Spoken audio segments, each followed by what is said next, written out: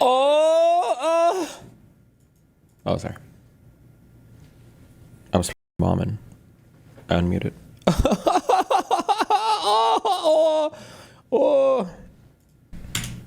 Ask a simple question. Can you solve answers? Wait, what? Hold on. What will happen to this weight if you cut the green rope? Wow. No, wait, what? This little mechanism shrinks when you try to stretch it. You try to pull it apart and all of a sudden it pulls back on you. That's so weird, right? Here it is under controlled conditions. There's a cup hanging from the mechanism, but now look what happens as you add water to it. All of a sudden, the cup shoots up. The amount it shoots up is tiny, but the physics behind it is so counterintuitive, nobody thought it was possible. It feels like it violates physics. That's why it's fun. The paradox that controls this mechanism governs everything from mechanical systems to food chains, from traffic jams to power grids. And to understand it, you just need to ask a simple question. What will happen to this weight if you cut the green rope? Well, I imagine based on the beginning of the video, it's going to go up, right? Where's this gonna end up? I imagine the way that this adds like, wait, hold on, give me a sec, my brain is...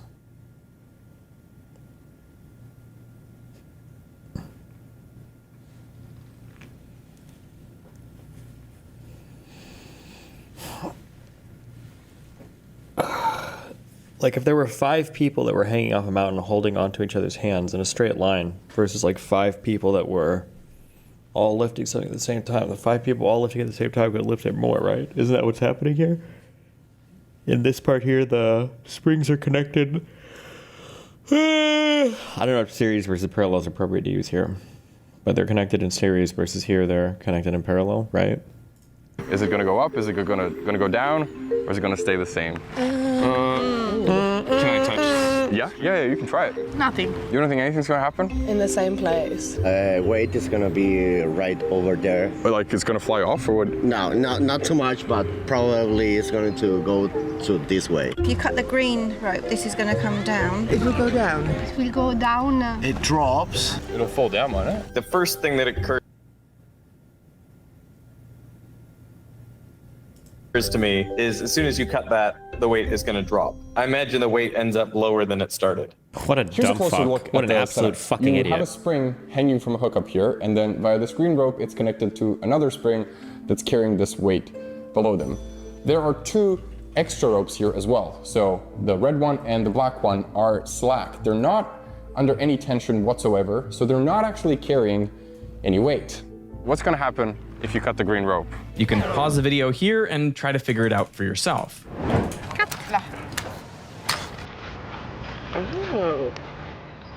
Wait, what?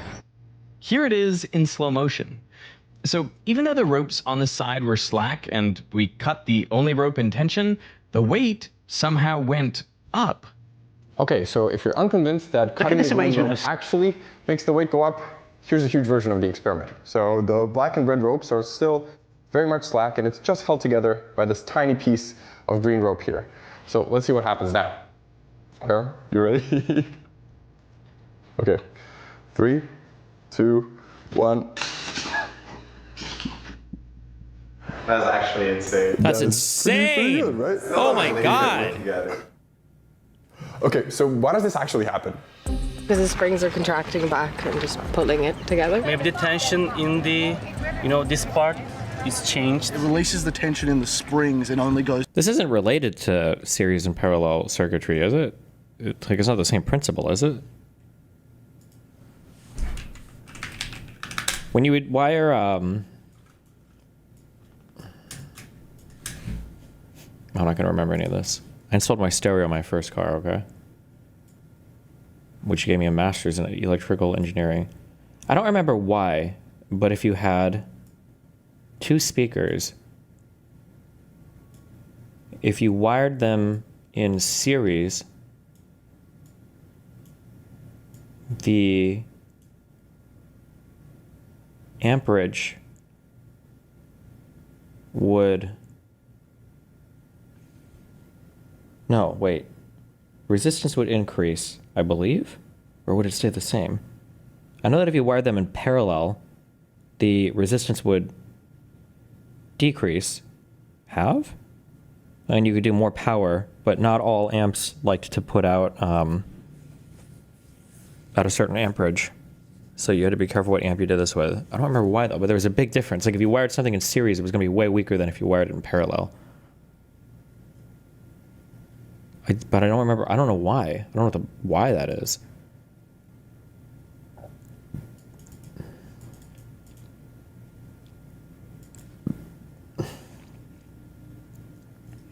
Okay, yeah, if you do it in series, the resistances are added together. But if you do it in parallel, they aren't. In parallel, it drops though, doesn't it? Or does it not drop? Am I making that up?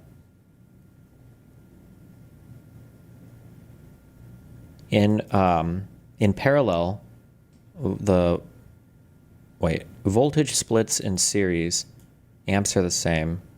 In parallel, it's the other way around. What, the amperage splits? I don't know what you mean when you say splits.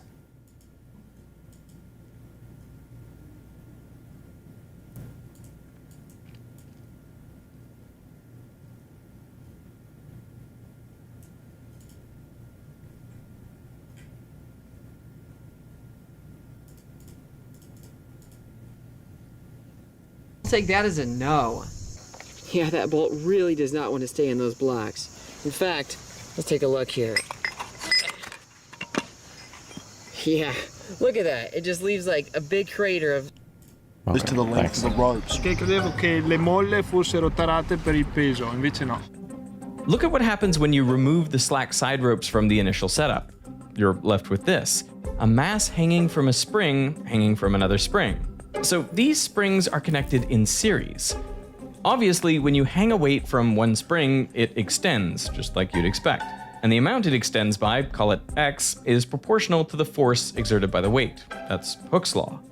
But if you add another spring in between in series, now both springs extend roughly the same amount, X, because both springs feel the same force of the weight pulling from below.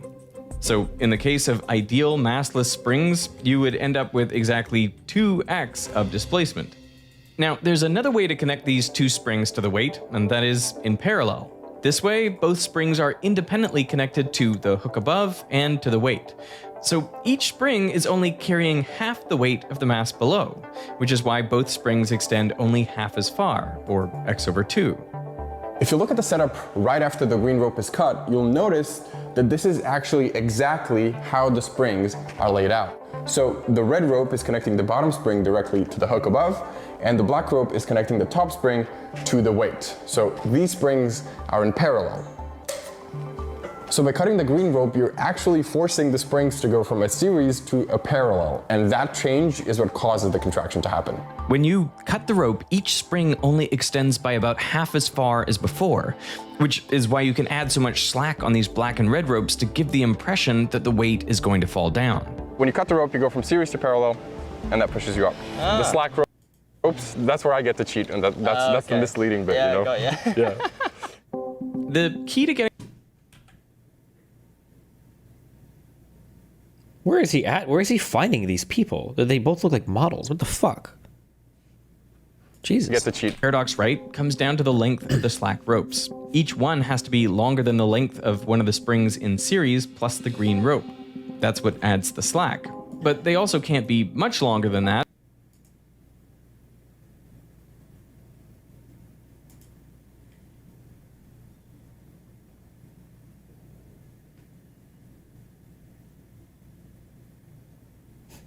Okay. Because too much slack will nullify the contraction you get between series and parallel, and the weight will still fall. Now, you might think that this paradox only really works with the springs in this demo, but the first time it was discovered was actually because of its influence on people. In April of 1990, New York was getting ready for its 20th annual Earth Day. It was going to be Manhattan's biggest celebration of environmentalism to date. Stop the war! Against the Earth! On the day, Central Park was turned into a massive festival ground with almost 1 million people pouring in to see a stacked lineup of performers, including Hall & Oates and the B-52s. But the boldest stunt of the day was to ban traffic on some of New York's most important streets, including 42nd Street, one of the busiest streets in Manhattan. It stretches from river to river, connecting Times Square to Grand Central Station, and it's almost always jammed with slow-moving traffic. The only thing that's an hour from 42nd Street is 43rd Street. And holy shit, it's Alfred. Maybe not surprisingly, people were really against this idea, insisting that just a 6-hour closure of 42nd Street would mean doomsday. As the commissioner of New York's Department of Transportation put it, you didn't need to be a rocket scientist or have a sophisticated computer queuing model to see that this could have been a major problem. But the city went ahead with it anyway. And I don't know why. The most annoying thing when people do these like math and physics videos, they're quoting like math and physics from like the 90s. Like things have changed so much since then. Like if you studied math or physics in 1990, you have nothing relevant to say about any of these fields today. No cars were allowed on 42nd Street for the day. Now, to everyone's surprise, the traffic in the surrounding area actually got better. The number of cars was reduced by 20%, with bystanders claiming the whole area was a ghost town compared to the way it normally is. But one man wasn't surprised by this result. In fact, he Albert Einstein predicted it over 20 years earlier. His name was Dietrich Braess, a German mathematician. And back in 1968, Braess was studying road networks. As part of his research, he imagined a scenario where drivers from one side... God, holy shit. Do you remember in the Oppenheimer movie? The only part that I got fucking sick chills at is when they were doing the one equation and they said it was going to cause the whole atmosphere to catch on fire. Do you remember that? It was just like that Reddit comment. Oh my God, that was so epic. God, that was so fucking epic. I loved that part. It was so epic. I love how they referenced it like 7 times. God, it's so epic. Of a fictional town were trying to get to the other. But there were only 2 possible routes the drivers could take. Route 1 starts with a wide highway that takes you halfway across town. The road is so wide that regardless of how many cars are on it, this part of the trip always takes 25 minutes. Oh my God, what if it's like the particle duality and it's like actually they all take every path simultaneously? What if you take every path simultaneously and then the universe just settles on the most likely one? Second half, we need to figure out how to block traffic with a black piece of paper and see if we're also taking other paths simultaneously. This route turns into a narrow city street, and the time to drive through this street depends on how many cars are on it. For every 100 cars on the street, the time to pass through it takes an additional minute. So 100 cars will take 1 minute, 200 cars will take 2 minutes, and so on. The second route through town starts with a similar narrow city street that depends on the number of cars. It takes you halfway across and then turns into another 25-minute highway stretch where the transit time doesn't depend on traffic. So which route would you take to get across town? Well, you can see that the routes are identical but flipped, so it doesn't really matter. Since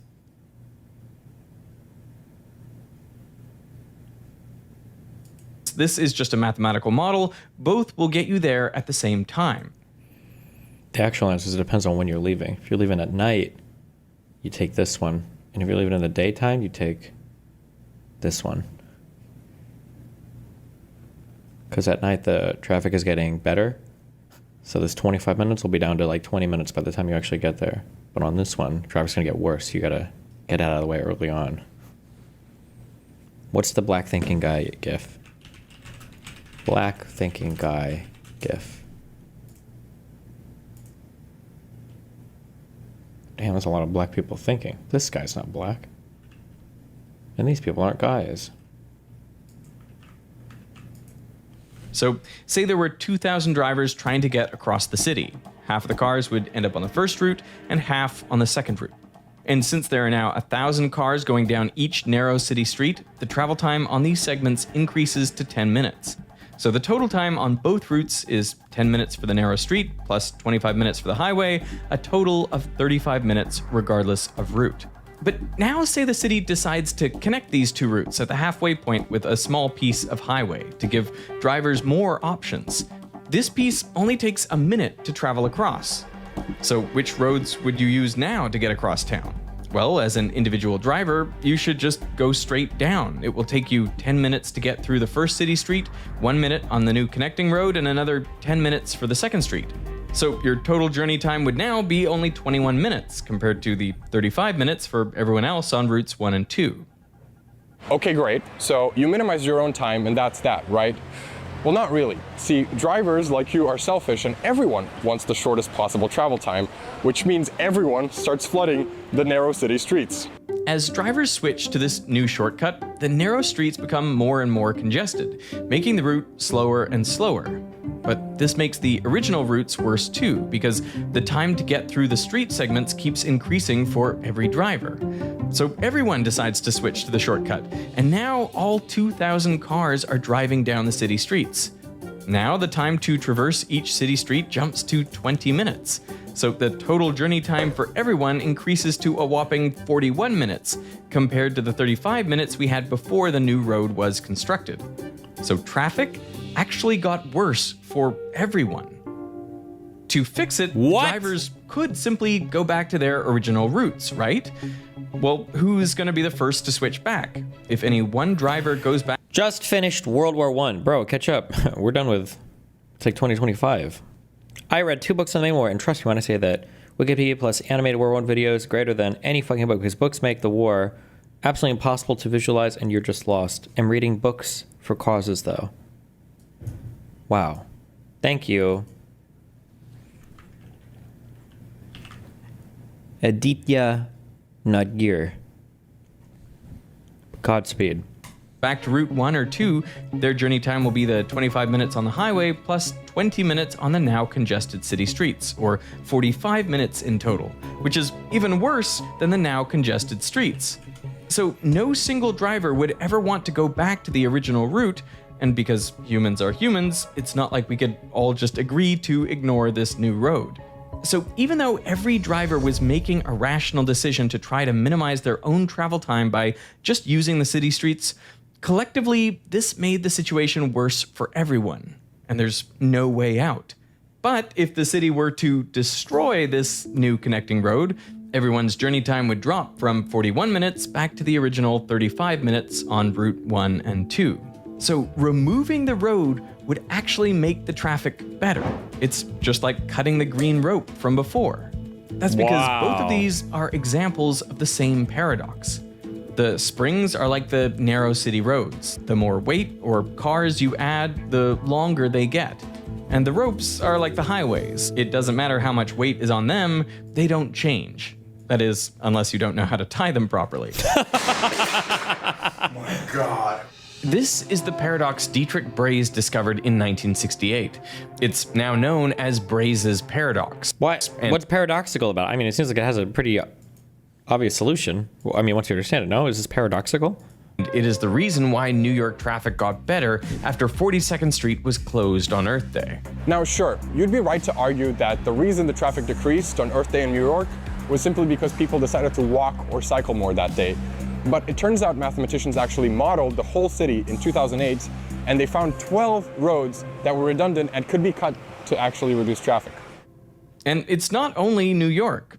The paradox showed up in Boston, London, Seoul. In fact... Okay, wait, hold on, I'm sorry. Am I a little retarded? Cross. So which roads would you use now to get across? Why is it that when the people start driving on this road, why doesn't this road get quicker? Is it just because it's like 25 minutes of raw drive time no matter the congestion? That's just not a variable for this one? It's given by definition. Cringe. Bro, I unlocked the Twitter algorithm. You sound to be racist.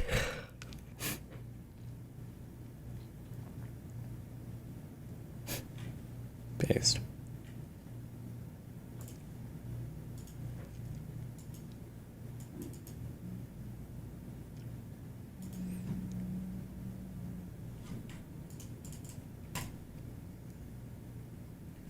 Someone stole over $21 million from the president's supporters and his wife in what I believe is the first ever presidential insider trading case, and I'm going to track down the person responsible in this video.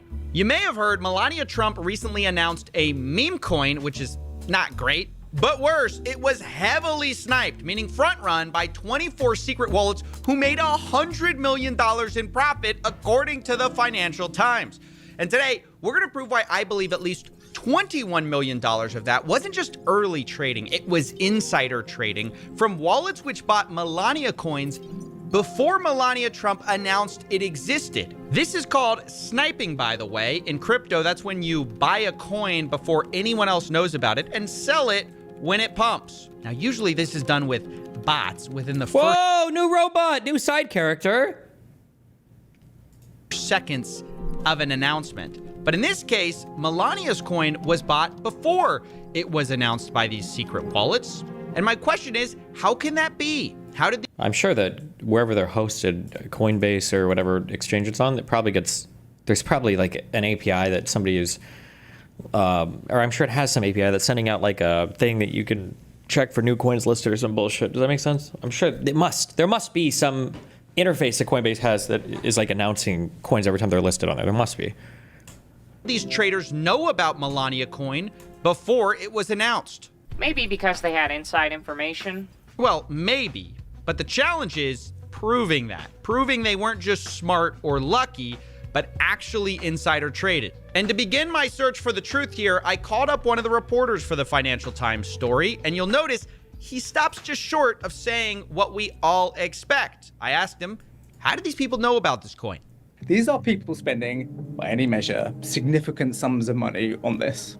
So when you're thinking about, is this, what are these, who are these people? The first thing to know is they're quite confident. One of our earlier stories on this sort of theme was the number of spam coins that were instantly minted and sent to Trump in an attempt to basically create fake official Trump coins. God, do you think there's going to be some video where CoffeeZilla is on the phone with Trump? So in that context, remember, think about that, you're willing to spend $100,000, say, on this thing in an environment where there are loads of fakes. So you have to know something. Surely you have to know something. So that's why we think the grounds for suspecting these people know something is about to happen, that she's about to post endorsing, is quite high. Okay, that makes sense. Right. It seems obvious they knew something they shouldn't have, but can we prove they had insider information? If we're going to do that, we need to not just find Melania's sniper, prove who they are. We have to prove that they had access to insider information to make sure they weren't just a lucky trader. And so to find that, I know we need to now do some tracing. So here's the list of the first 24 wallets who... Hold on, I'm memorizing this real quick. Okay. Bought Melania pre-announcement. Now, my main question was initially, are any of these sniper wallets linked to any publicly known wallets? And the answer is yes. Two of the wallets immediately stuck out to us because we believe they're tied to... Oh, yeah. I've seen these before. I think this first one is a guy named Hayden Davis. Hayden Davis. Oh, yeah, that guy, for sure. I remember the number. Yeah. Now, Hayden Davis, if you don't know, was recently involved in another presidential scandal with another president of Argentina, Javier Milei, with a meme coin called Libra. And Hayden later admitted to pulling out over $100 billion out of the coin, which he promised to give back in an interview with me, and then he sort of vanished, but not before revealing a single clue, a wallet that he owned. We know this because Hayden Davis decided to refund Dave Portnoy of Barstool Sports. David lost $5 million, and Hayden wanted to pay him back on his losses. We have text messages published by Dave Portnoy where Hayden calls this wallet my personal money, which we can trade.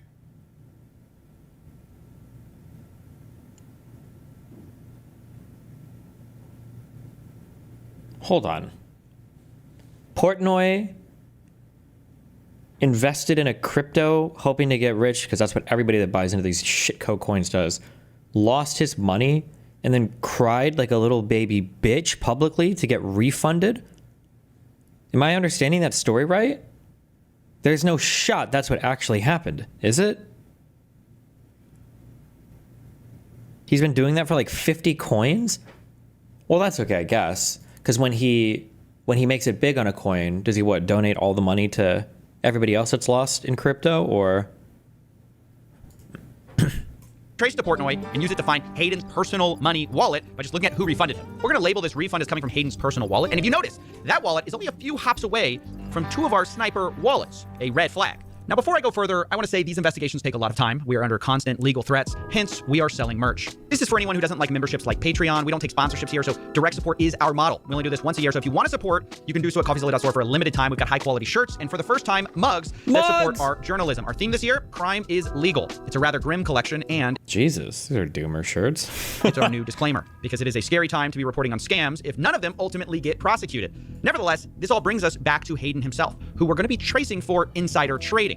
We have two sniper wallets linked to his personal wallet, which both bought Melania before the public launch, specifically seconds before launch. And we're going to go through the details of this because first, the question is, how much money did they really make? And I wanted to create a timeline for you. The first wallet, which spent $40,000 on Melania, bought 2 minutes and 21 seconds before announcement, and it later made $2.5 million in profit.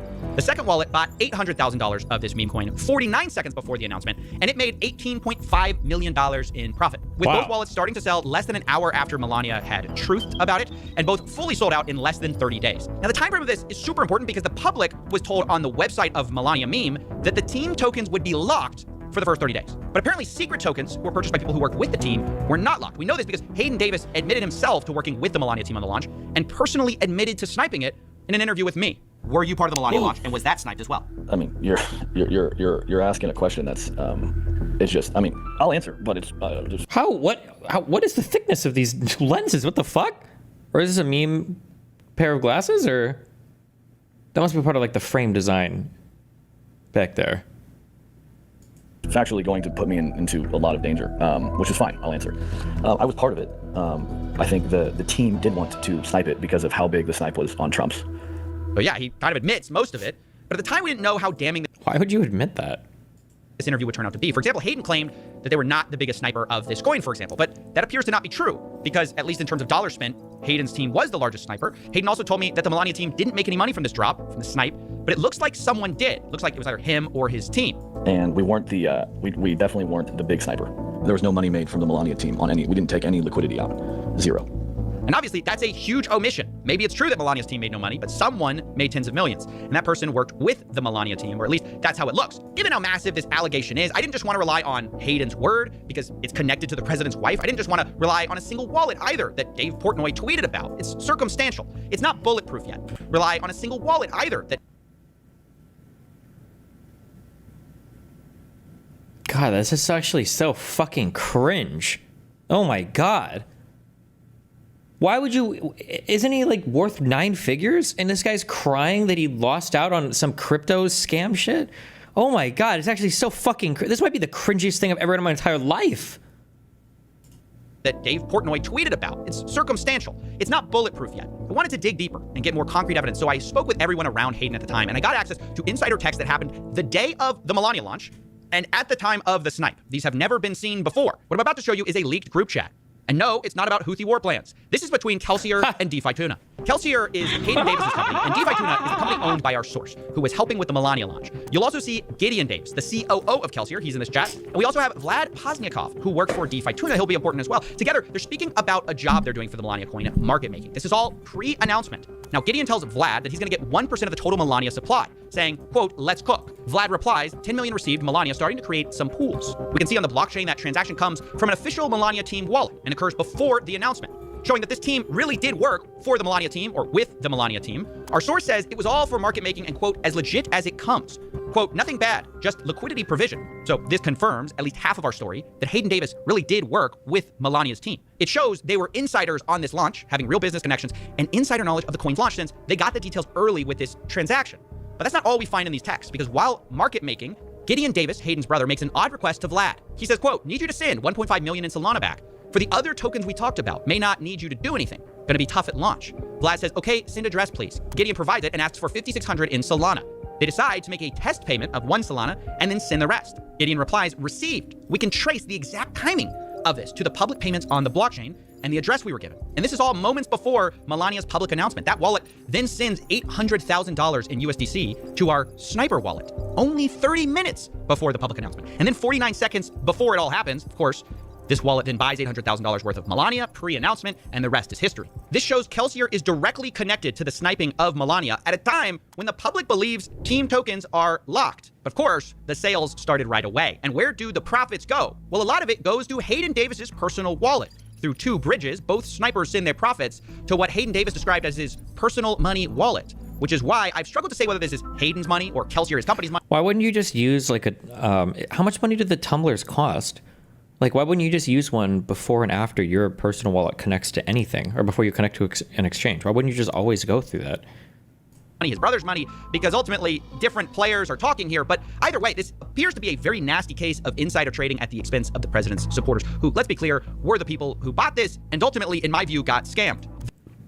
They were under the distinct impression that tokens owned by people on the team would be locked for 30 days. And yes, you could argue Hayden wasn't directly on the team that we know of, or you could argue that he bought these off the open market just ahead of everyone else. But the clear impression from the website is there wouldn't be insiders dumping on you, right? For at least 30 days. And yet, that's exactly what happened. Now, for legal reasons, I have to state super clearly that I found no evidence that Melania Trump herself knew of this behavior, planned anything, profited. Instead, it appears that it's Kelsier, Hayden, and possibly his brother who orchestrated this or planned it. Obviously, these are serious allegations, so I have tried for weeks to reach Hayden and his brother Gideon for comment. They haven't replied so far. I will update the story if they do. But without their public comment, all I can say is that my conclusions are not just based on public information on the blockchain, not only an interview directly with Hayden Davis himself, it's also based on insider information and text that happened the day of launch and the day of the snipe. Now, just to be clear again, I don't claim that any of this is illegal. In fact, I believe quite the opposite. But I also think that there are unanswered questions here, and that ultimately people who trusted this website, which claimed this 30-day lockup, they got scammed. People who believed in a fair market that wasn't going to get front run by the team essentially got scammed. They were cheated by what I believe was insider trading on the president's wife's meme coin, which by itself is a mouthful. Now, I want to give a big thanks to not only the Financial Times, but also the crypto researcher Shady Oak, who helped me with blockchain tracing. If you want a flowchart of the basic allegations. Oh, wow.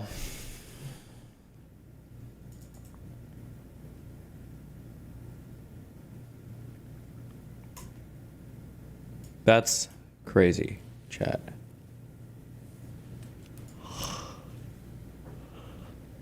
Oh no! They're in the top 10% of earners. They still don't feel rich. By many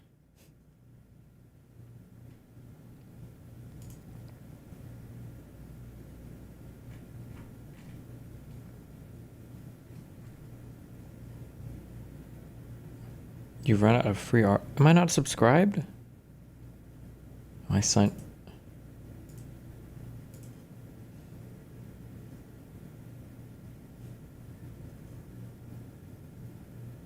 I'm not.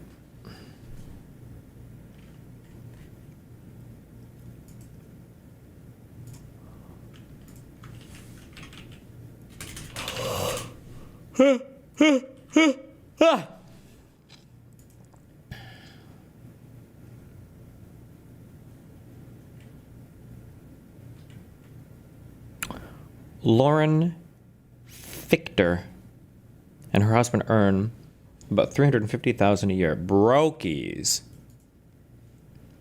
The couple own their Reading, Pennsylvania home at a vacation property they rent out on Airbnb. There are 3 children, play club sports, and the family often grabs takeout after games.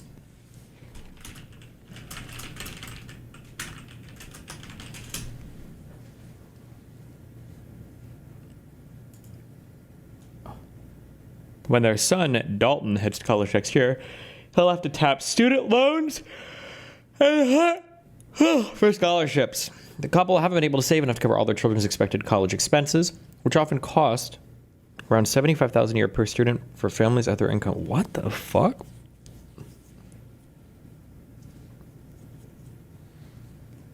What? Yeah, what? Maybe you send them to like an out-of-state private school, full dorm. Jesus. Like, okay. When I was younger, I wouldn't even fathom making this much money, said Fichter, 47. But today, I feel like we're just the normal, run-of-the-mill, middle-class family. Fichter's family is well into the top tier of earners, so why don't they feel rich? American households that make about $250,000 or more are typically considered to be the top 10% of earners. Many in that bracket realize that the number sounds huge, and by many measures, affluent Americans are indeed thriving. Yet the top line figures can mask a sense of financial fragility in many high-earning families.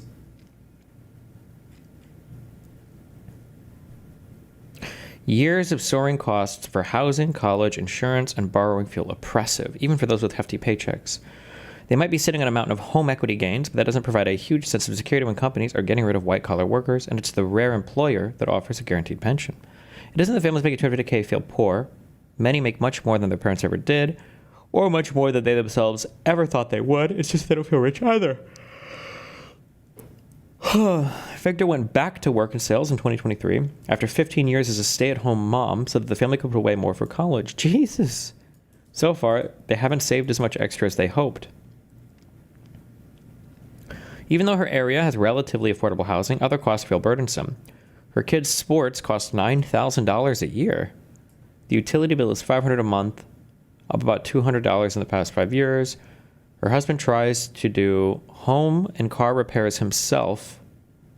What? But can't do everything. They put off having their house painted after a quote came in at $10,000. Holy shit. A lot of the markers of the American dream are things that higher income folks are still equipped to fulfill, are more equipped to fulfill than lower income folks. This is you guys in chat, by the way. Fuck you.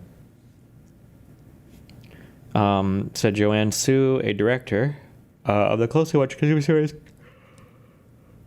conducted by the University of Michigan. But housing are expensive and education is expensive.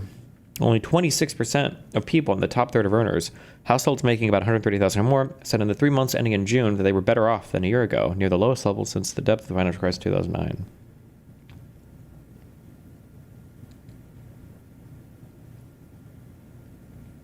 Guarantee you that these people describe themselves as living paycheck to paycheck, by the way.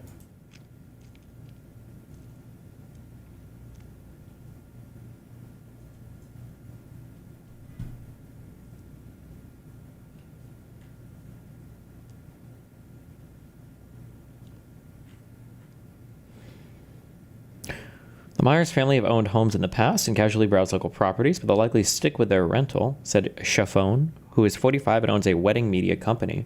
The couple, who have 3 children, would need a down payment of about $200,000 to buy something comparable to the 6-bedroom house they are renting, and with mortgage rates pushing 7%, their monthly payment would likely be far more than their $3,600 a month rent. I would say we're upper middle class, said Ginny, who is 43 and works in logistics. To be rich in California, you have to earn at least $1 to $2 million. On their cul-de-sac, in an area they picked for their schools, or for the schools, only a few neighbors are homeowners with small children.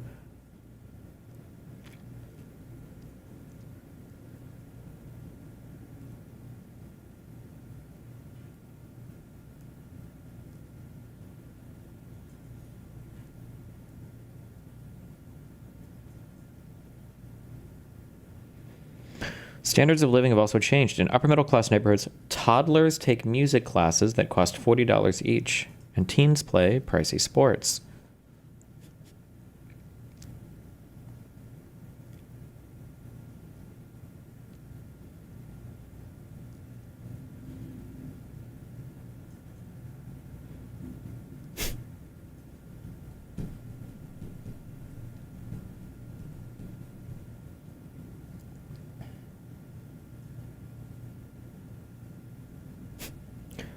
Life in Wilmington hasn't been as cheap as they expected. The couple bring in about $208,000 a year, which translates to about $11,800 a month in take-home pay.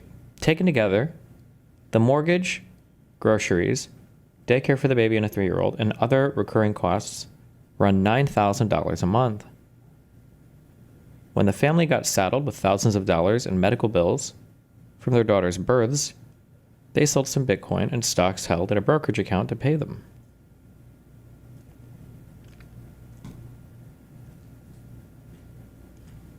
Wow. Now that's what I call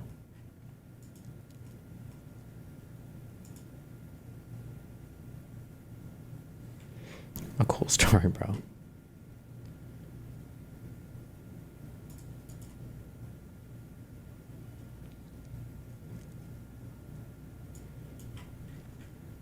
Can you defend this or nah? I think, Danny, you were next. So another victim of the woke rights cancel culture. UTA have dropped Bob Villain. Is that really the last name is Villain?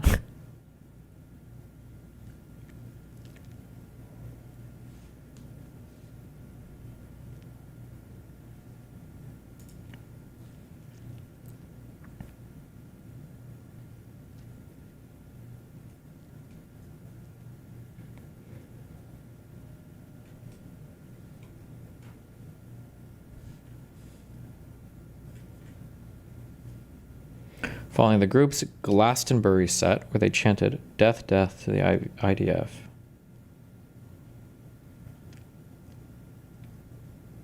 That dumb animal is lucky he isn't getting neutered. Jesus. LOL, that chimp says crazy shit.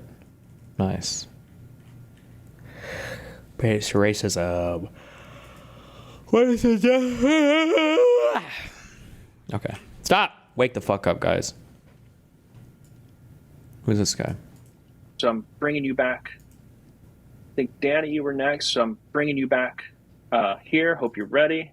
And we'll give this about, I don't know what your questions are yet. We'll hear them. Whether it takes 10, 20 minutes, I'm not sure yet. But I'd like just for, especially when we got so many people in a row, let's at least, let's give you a good time, but I probably shouldn't stretch it out past 20 minutes. So if we go beyond, that's fine. Can you hear me? Is my microphone okay? Why would I link this? I can, yeah. What do you want to talk about?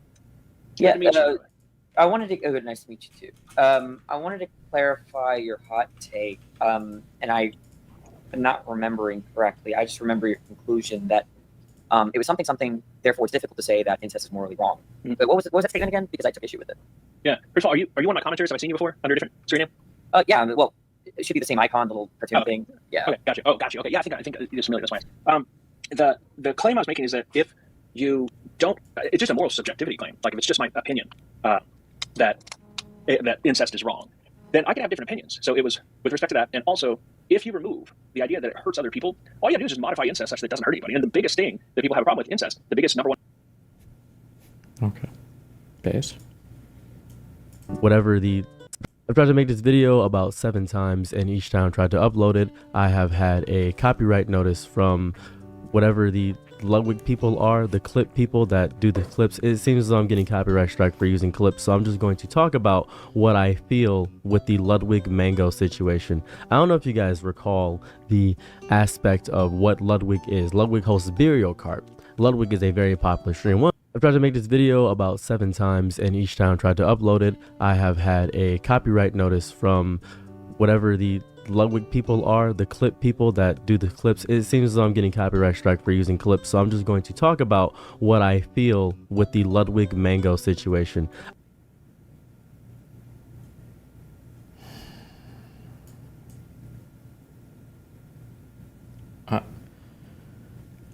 Copyright striking is a colloquial term that you use when somebody is like manually going to a YouTube channel, reporting a video for copyright infringement, and then filing a report, and it results in a strike against your channel. What this guy is describing is a content ID match, which happens automatically. I don't know why he would use the word copyright strike, unless he's retarded, or something else is going on here that I'm not understanding.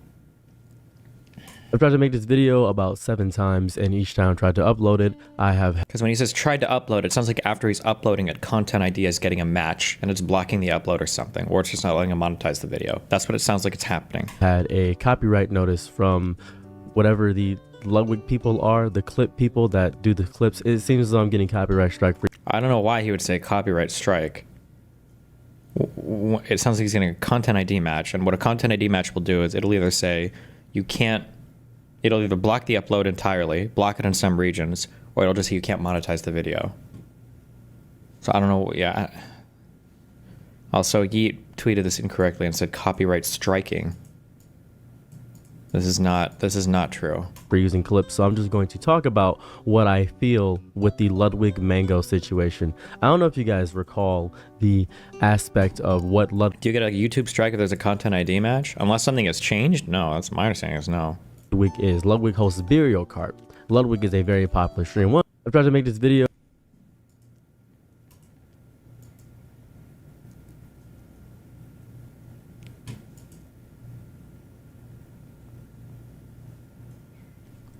Yeah, anything you guys want to say at the outset, or you want to just dive in? All right. And 3-hour video. Oh my god. Okay, what's this guy? Oh. Hold on.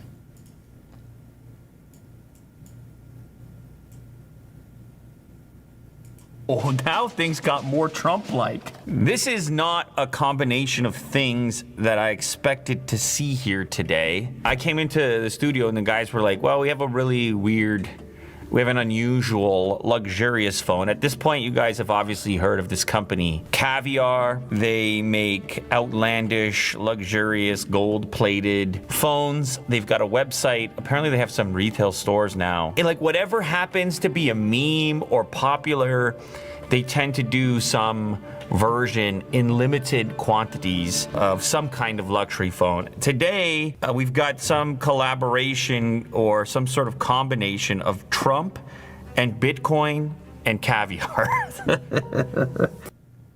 Wait, who linked this? You're so retarded. I thought this was somebody actually got one of these Trump phones.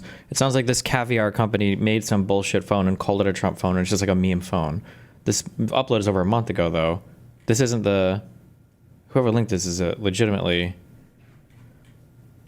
small brain retard. Fuck you. Having to be naked in order for objectification, where women can't even get onto an advertising. You can't even advertise a bag without them having to be naked in order for them to get a career as a model. You're saying... How old is she?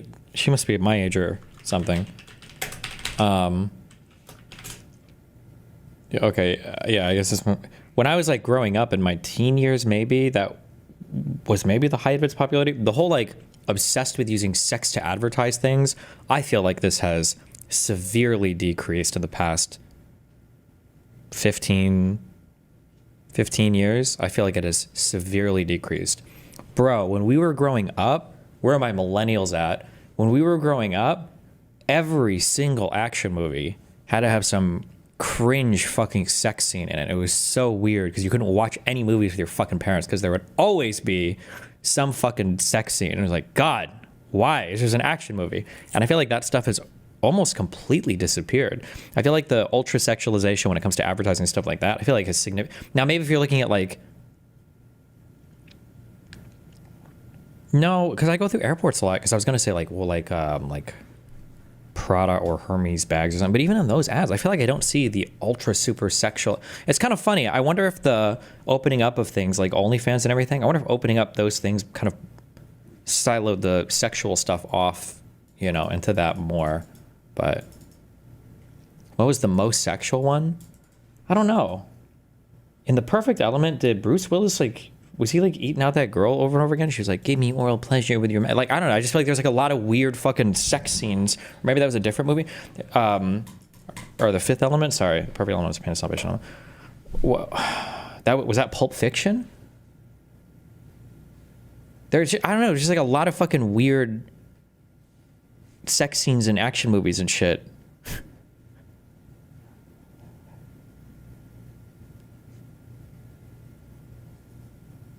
I don't feel like that was in Pulp Fiction, but now I don't remember. Trump dropped the Ann Seltzer lawsuit. I saw that. It's kind of funny that dropped has like two meanings there, right? Like Trump dropped the lawsuit. Does that mean he dropped it? Like he dropped a lawsuit on her? Or does that mean he like dropped it like he quit the lawsuit? Would you say this is a sex ad? It has 10 million views. For me, it still shows this stuff is kind of popular.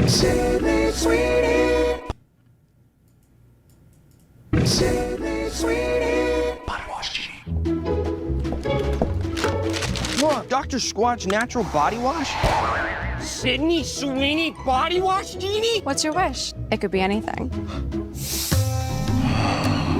Coconuts. Like, I feel like this is a sexual ad, but it's like, that's like the point of the ad. Like, is like coconuts. Like, it's literally kind of... Also, I feel like this is a very conservative, sexy outfit. Like, this is like some shit that I feel like parents might get mad at their 14-year-old for wearing. Where they're like, you're showing midriff? Dr. Squatch Body Wash for men who prefer natural. My kitchen!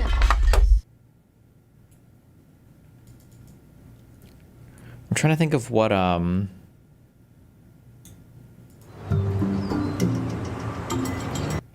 I'm trying to think of what, wait, is the camera gonna go through the window here? Hold on. Do you think it's a fake window? I bet it was CGI'd.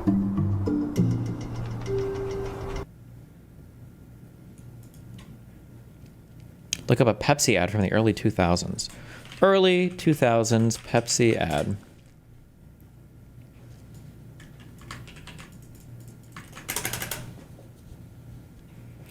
The real question is, why is objectification immoral? Everything in the world is an object and a reference to which we can seek value and understanding from. There's two things. So there's a distinction that I draw. I don't know if this is like a formal distinction anywhere, or if this is if this exists academically, or if it's just like a thing that I say. I don't know. Conceptually, there's two different things. I use one word as like sexualize versus objectify, but I feel like when you the two concepts that I would say is like, I use the word objectify. Objectify is, I think, when you sexualize a thing with no concern about the thing itself. Like, you don't care about how that thing feels. It's a thing that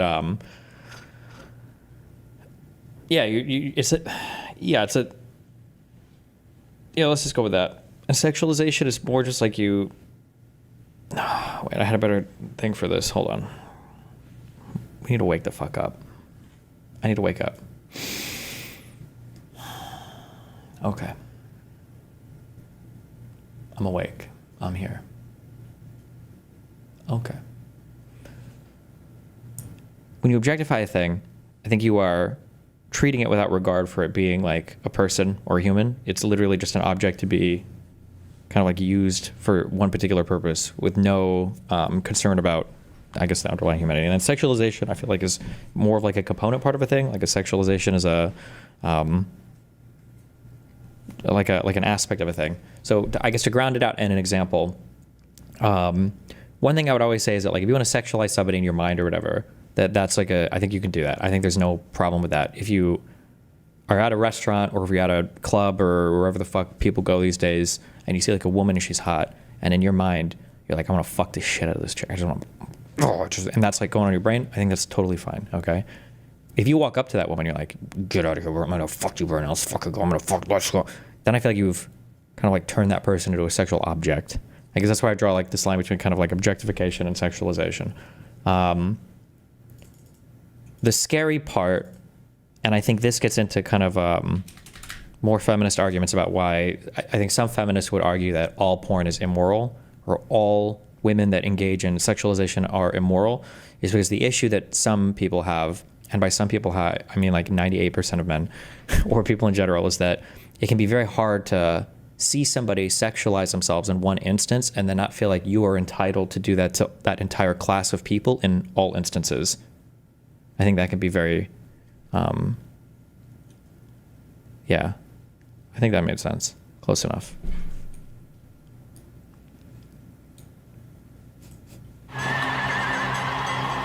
Pepsi, Gladiator.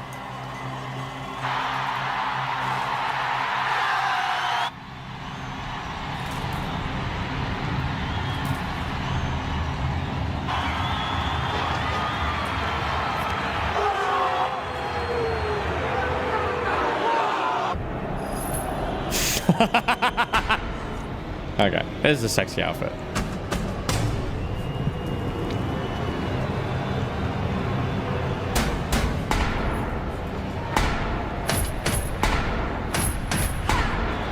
This ad is way older than 8 years, no?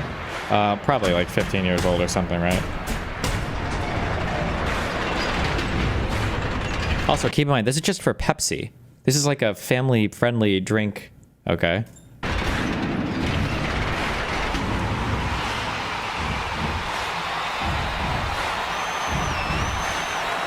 Are we all just sexualizing and objectifying each other based on attraction alone? Like, most people are attracted to both ass and tits and fuck, but you don't need to come off as a creeper. Just sometimes when people speak, they have no regard for the other person. Listen, in the limited social interactions that I have, and you don't have to, you don't have to listen to me if you don't want to, okay? The number one socialization skill that I think everybody could work on, the number one thing that I see lacking in almost every single social interaction, when I'm watching people interact with each other, when I'm interacting with groups of friends, or when I'm watching people talk to each other, is if you can have in your mind a concept of the person that you are interacting with, and if you can think about the things that they care about, or needs or desires that they have, or concerns that they might have, if you can keep those in mind, and if you can find a way to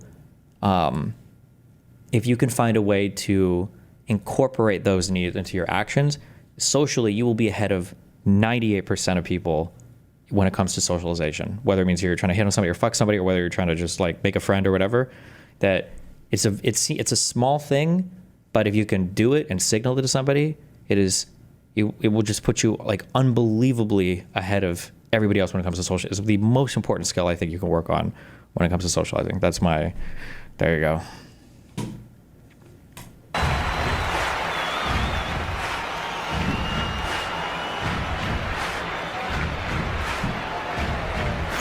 Give an example. So like sometimes if I was like balls deep in a girl, I would ask her, what's your mom up to? Is she home alone? She might want to come and get some of this dick as well. Base?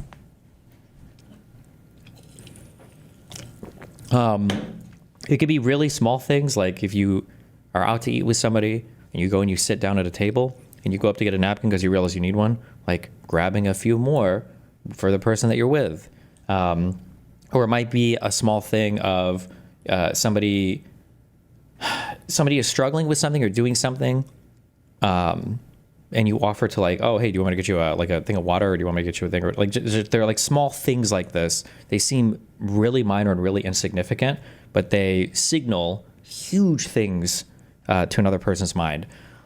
If you're having a conversation with somebody and the conversation gets interrupted and you remember what they were talking about and you get through the interruption, if you can say to the person, okay, wait, before you were talking about this thing or whatever, can you finish that? Dude, you're 100%, you are elevated in this person's mind 1,000,000 times over.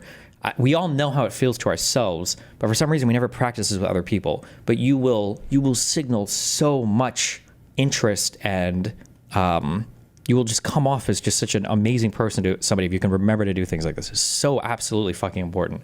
But drawing people into conversations, making people feel included in conversations. This could be in a one-on-one environment as well. A super huge cheating question. I got this one from Lauren S. I won't tell you who that is. But I was asking her for advice on interviewing people in Israel because she did a lot of documentaries. And this is a question she gave me. This is a really good one, is asking people how they feel about things. Now, don't like phrase it like a loser. Like, how did that make you feel? But if you can ask people feelings-related questions, especially about stories or events or things they'll tell you, that's a thing that will signal. There's a lot of stuff like this. I noticed that when people are engaging with people socially, it feels like I would, like, not exaggerating, I feel like 90 to 95% of people are very much kind of in their own world, and they're kind of bumping into other people, and they're having these very, I don't know if I call it like endothermic versus exothermic. They're just having these interactions, but they're very much in their own world, and they're trying to just like get out as much about themselves as they can to other people.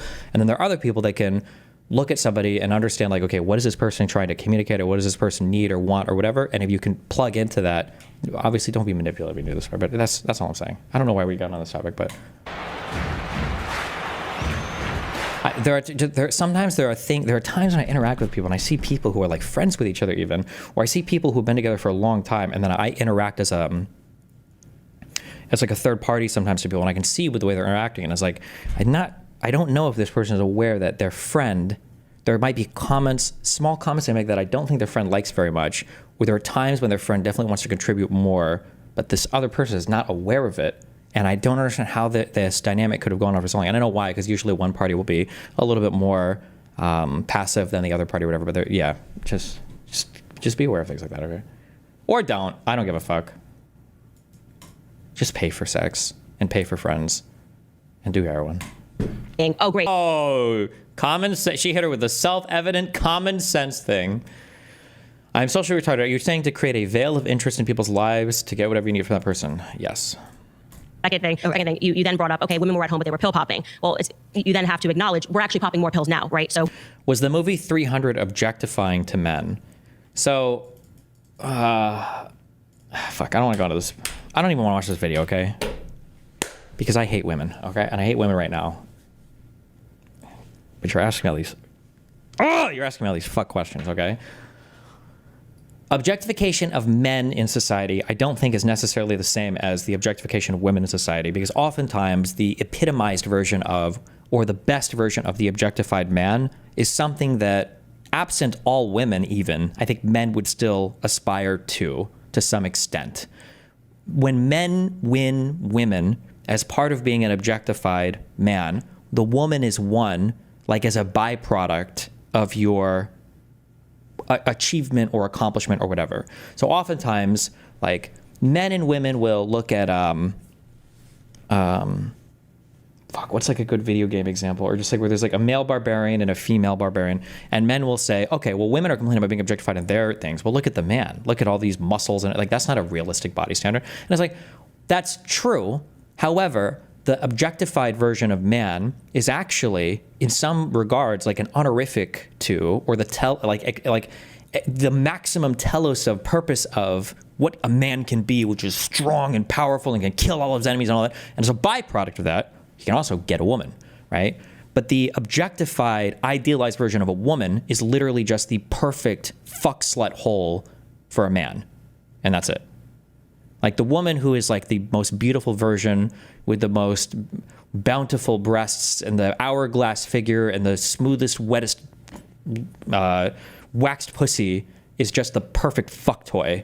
And that's the ideal. Like so what I'm saying is there's a difference between these two idealized versions, right? The idealized version of man can accomplish anything, and that's why the muscles, that represent agency, the ability, and he gets a woman because he's so cool. That's different than the idealized version of a woman who literally is just trying to make herself as good as possible for a man. These are two different types of objectification. You can call them both objectification if you want, but we all know you can try to intellectualize like, well, it's both objectification. We know intuitively it feels different. It does feel different. It's a meaningfully different experience. And then you then brought up, okay, women were at home, but they were pill popping. Well, you then have to acknowledge we're actually popping more pills now, right? So we have actually...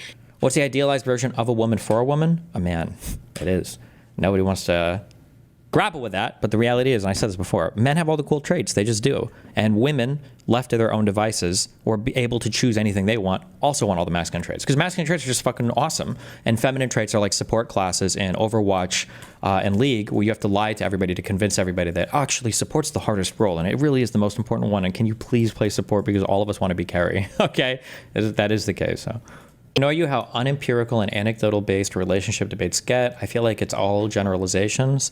I think the issue is that so much of human interaction is so multivariate and is so hard to even peg like what you're actually talking about that it makes it very difficult to have very empirical, very grounded conversations about them, even if you want to go to data, because sometimes things can be, even things that you can study and ground out in hard numbers might actually be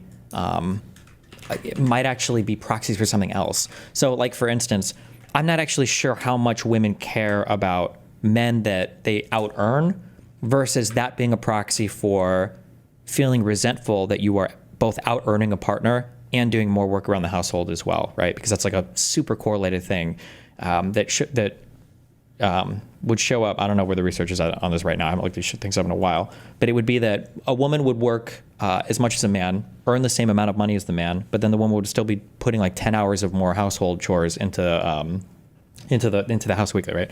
So then the surveys will all come out and people say, oh, like women are resentful of partners when they earn more money than them. Well, but is it because they earn more money than them or not? I'm not actually sure, when it comes to relationship stuff, it's very, very, very hard to figure out like what is the exact thing that's actually happening,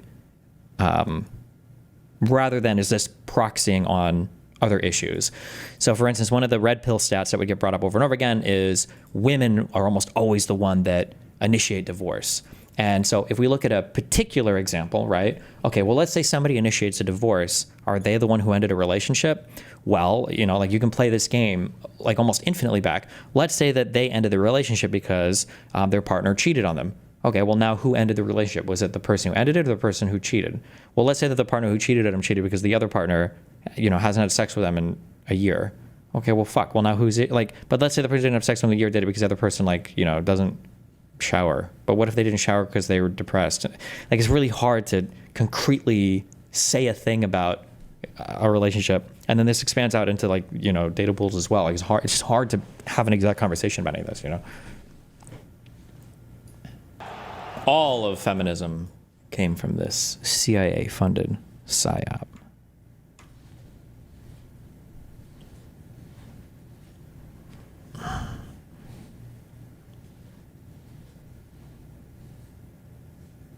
Wait, stop. Okay, sorry.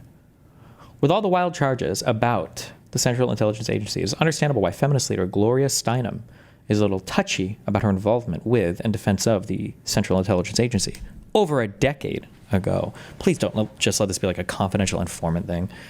All right. As she puts it, in some pretty loose talk herself, I don't think it's funny to be lumped with murderers, and if the press is even half right, that is what this group of governmental people are. But as the saying goes, methinks Miss Steinem doth protest too much. In a recent column quoting her on the Equal Rights Amendment, I referred in passing to Miss Steinem, as a former CIA collaborator. Angered by this, Miss Steinem called me, denied any relation with the CIA, and very nicely threatened me with a lawsuit if I did not delete the illusion. Since she came on pretty strong and had caught me downtown away from my backup source material, I complied and eliminated the reference. But after studying the evidence, having talked to one of the reporters who originally wrote a news story detailing her relationship with the CIA, and having talked with her at length about the subject, I am convinced that what I originally wrote was fair comment. The source for my reference was a February 18, 1967 story in the Washington Post by Robert Kaiser reporting Miss Steinem as acknowledging that she had worked closely with the CIA to organize groups of American youth to attend World Youth Festivals in Vienna and Helsinki in 1959 and 1962. As director of the Independent Research Center or Service Group, according to Kaiser, financed in part by a foundation used as a conduit for CIA money. How much was this even financed by that foundation? Ms. Steinem is quoted as saying of the CIA agents with whom she collaborated, as Kaiser put it, I found them liberal and far-sighted and open to an exchange of ideas. The CIA, she declared, was the only one with enough guts and foresight to say that youth and student affairs are important. A few days later, the New York Times carried a similar story quoting Ms. Steinem as saying of her CIA connection, far from being shocked by this involvement, I was happy to find some liberals in government in those days who were far-sighted and cared about that. But nowadays, everything... What is this? This time she got...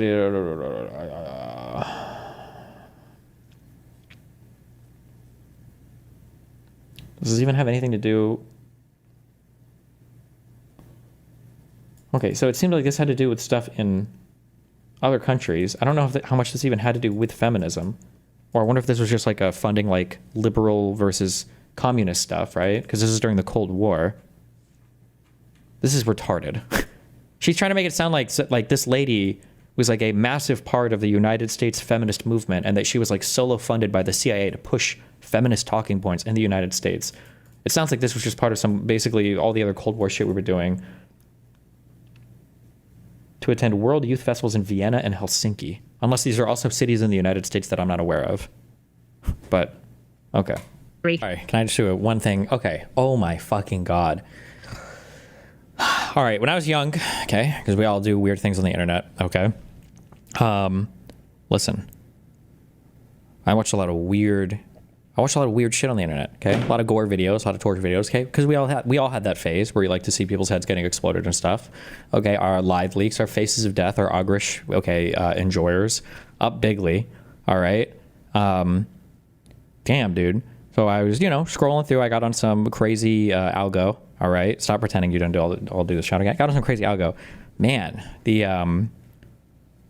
I think I would absolutely fucking commit suicide if I was a Ukrainian and I saw all the military capabilities that the United States had, and then I knew what Russia was doing to my civilians and my soldiers, and that nobody around the world gives a fuck. Because I feel like the Russia shit is like, it's not quite ISIS tier, but it's way closer to that than I would have expected. And this is like a real life, like modern country superpower that is like invading your shit, and literally nobody gives a fuck at all about it, ever.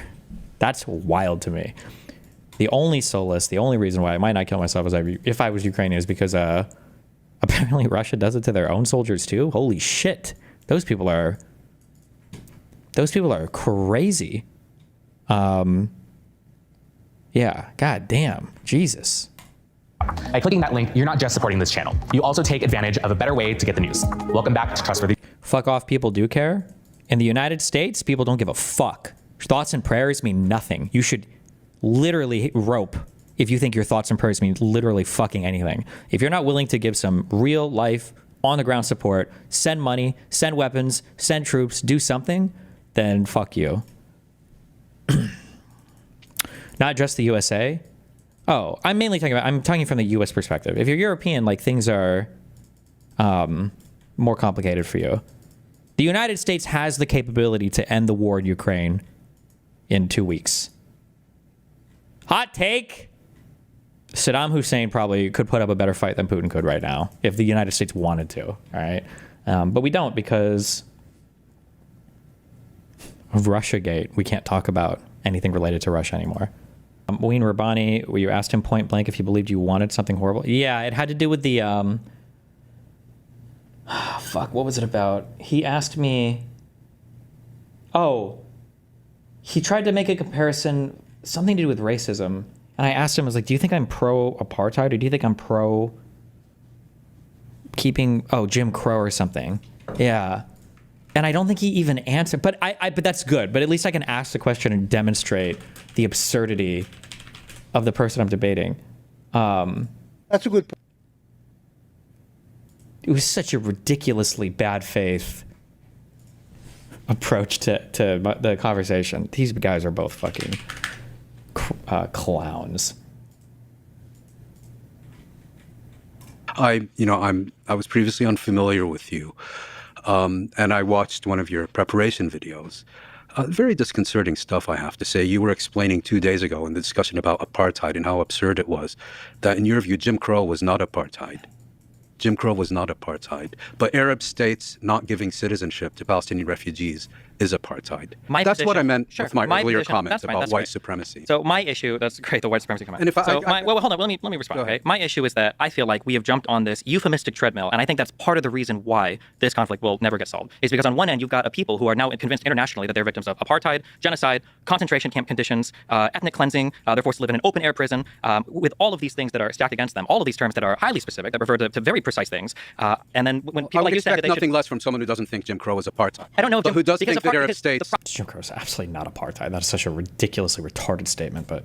You're morally loading. For you, apartheid is when racists do bad things. No, there's a definition of apartheid. That's great. But the specific top-down racial domination enacted through top-down, like federal legislative policies or whatever, means that I don't know if Jim Crow would have qualified for apartheid. That doesn't make it any less. Excuse me, Finkelstein. I'm talking right now. Excuse me, Finkelstein. I'm talking to your friend over here. I don't know if it would qualify as the crime of apartheid. Just like if Israel were to literally nuke the Gaza Strip, kill 2 million people, I don't know if that would qualify for the crime of genocide. In your eyes, probably not. I don't. Well, yeah, but because genocide requires. I think this is the only time he ever actually let me. And I think he was smiling at the end of this, but now I know because he said it on other shows. He just went into this to be a fucking clown. I did the hand thing to make him stop because he was doing it to me, and I started doing the hand thing, and then he would actually let me finish when I would do the hand thing to him. I'm talking right now. Excuse me, Finkelstein. I'm talking to your friend over here. I don't know if it would qualify as the crime of apartheid. Just like if Israel were to literally nuke the Gaza Strip, kill 2 million people, I don't know if that would qualify for the crime of genocide. In your eyes, probably not. I don't. Well, yeah, but because genocide requires a special intent. I think the issue is instead of. I think this conversation actually is emblematic of the entire conversation. I don't think anything. Let me finish answering Ben Morris's question. You accused me of supporting racism, so yeah. Well, you did, and you are. I did. Do you think I support Jim Crow laws? Look, the fact that you can't even answer that, that's crazy. That's insane. Honestly, it doesn't matter what. You say that 800 civilians were killed by Hamas. You said, well, maybe 400 were killed by Israel. No, I don't know the number. Maybe you said 400. No, I didn't you co-signed it. Like how you don't know if I would support Jim Crow? What? Opinion? No, I didn't. No, I didn't. Oh, well, wait. How many? What? I think the word was some. That's what I heard. This is one of your bad takes. If nothing else, Jim Crow being analyzed through the lens of apartheid is a reasonable analysis. It's not. It shows you either know nothing about Jim Crow or you know nothing about apartheid. There might have been some Jim Crow laws. There might have actually been some laws or some statutes or whatever. But I think most of these got overturned in from the Civil Rights Act. They were declared unconstitutional. But I'm just saying there was a huge difference between and like even at the point, even prior to the Civil Rights Act, what was the hold on. Plessy-Ferguson was a separate but equal doctrine. I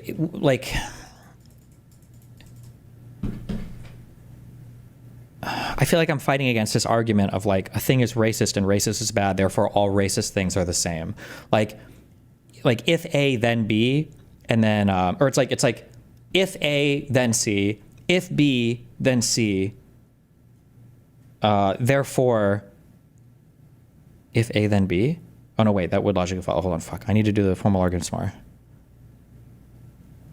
Wait, does that logically follow?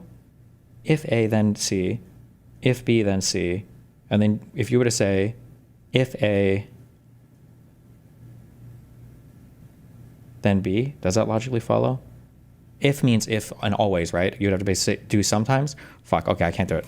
Fuck it. We'll do formal logic after the 15 other classes we're going to do. Apartheid is bad and racist. Jim Crow was bad and racist. So people want to say Jim Crow was apartheid.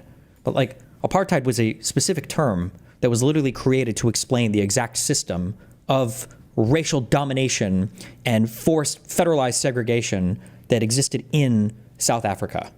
Jim Crow was not like federal US law that was enforced evenly through all the states, demanding even the same level of segregation that existed under apartheid. Like, it's not the same. It's like calling every genocide a Holocaust. Like, the Holocaust refers very specifically to, I think it's just the Jews. The Holocaust doesn't include like the Soviets and other people killed as well, right? But not every, like, but genocide's still bad, and even mass killings are bad, but not every genocide is a Holocaust. Same thing with not all forms of racism are apartheid. It's just not.